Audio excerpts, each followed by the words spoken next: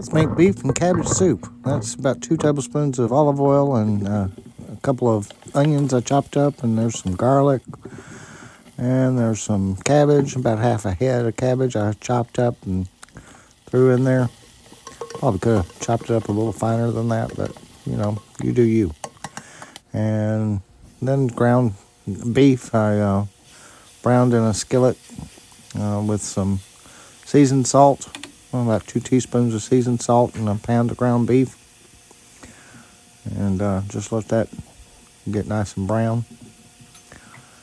And then add some beef broth to your soup. That's about 3 cups. And then add your hamburger that you browned up in the skillet into the soup.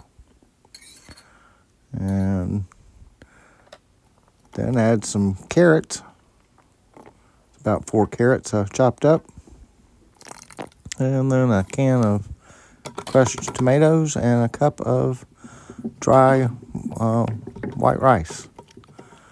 And just let that cook in the slow cooker for about 6 or so hours. And it looks like that.